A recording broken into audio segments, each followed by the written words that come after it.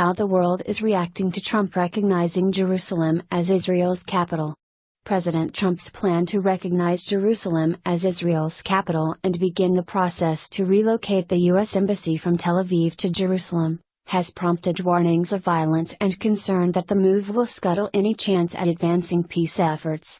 Since 1995, when Congress passed a law ordering the U.S. Embassy to be moved to Jerusalem, successive presidents have issued a series of 6-month waivers to forestall the move.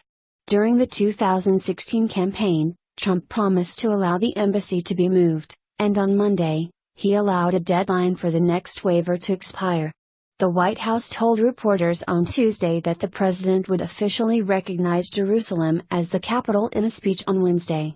The actual establishment of a U.S. embassy compound in Jerusalem would likely take years.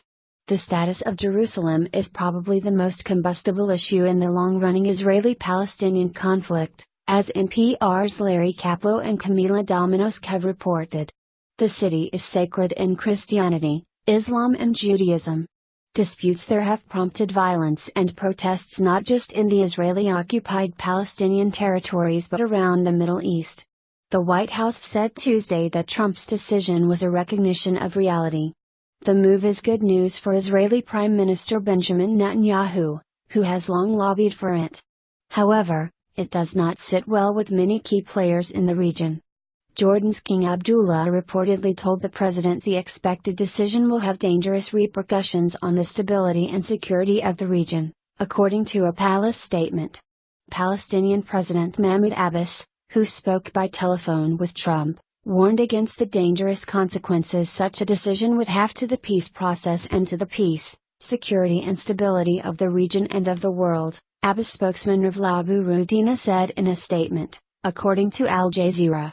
That was a sentiment echoed by Egyptian President Abdel Fattah el-Sisi, who cautioned that it would undermine the chances of peace in the Middle East. In a fiery televised speech on Monday, Turkey's President Recep Tayyip Erdogan warned Trump by name that the move constituted a red line for Muslims.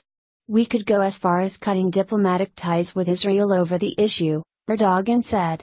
The Organization for Islamic Cooperation said Monday such decision from the U.S. would amount to naked aggression against Arab and Muslim peoples.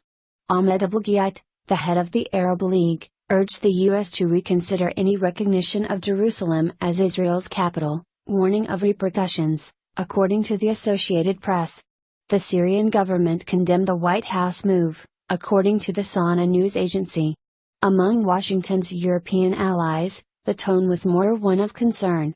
Speaking in a telephone call to Trump on Monday, French President Emmanuel Macron stressed that Jerusalem's status should be resolved as part of a two-state solution that would result in Israel and Palestine living side by side in peace and security with Jerusalem as their capital, according to a statement put out by France's foreign ministry.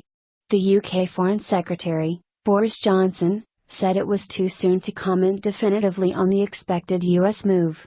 Let's wait and see what the president says exactly, but we view the reports that we've heard with concern, he said. Meanwhile, Germany's foreign ministry issued a travel warning to its citizens stating, from December 6, 2017, there may be demonstrations in Jerusalem, the West Bank and the Gaza Strip. Violent clashes cannot be ruled out.